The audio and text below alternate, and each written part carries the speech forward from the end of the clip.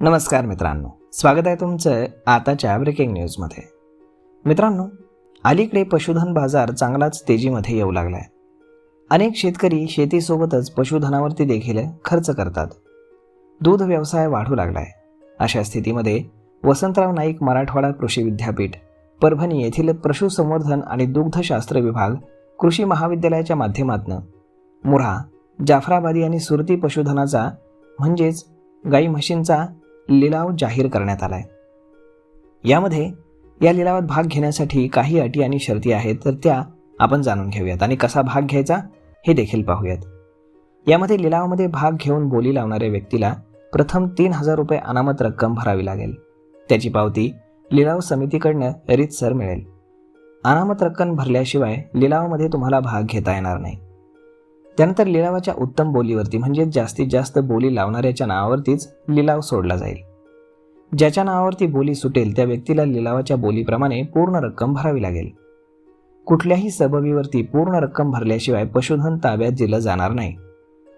ज्याच्या नावावरती बोली सुटेल तो व्यक्ती पूर्ण रक्कम भरण्यास असमर्थ ठरल्यास त्याची अनामत रक्कम जप्त केली जाईल. अशा व्यक्तीच्या खालोखाल ज्या व्यक्तीची बोली असेल त्याला ती पूर्ण रक्कम रोख भरून त्याच्या बोलीवरती पशुधन देण्यात येईल. याबाबतचा सर्व अधिकार लिलाव समितीकडे राहणार आहे. पशुधनाच्या बोलीची योग्य किंमत न आल्यास तिचा फेर लिलाव करणं किंवा मग लिलाव रद्द करणं आणि इतर संबंधित सर्व जे काही अधिकार आहेत तर ते समितीकडे राहणार आहेत. त्यानंतर लिलावामध्ये विक्री करण्यात आलेलं पशुधन कुठल्याही सबबीवरती पुन्हा परत बदलून दिलं जाणार नाही याची शेतकऱ्यांनी नोंद घ्यावी.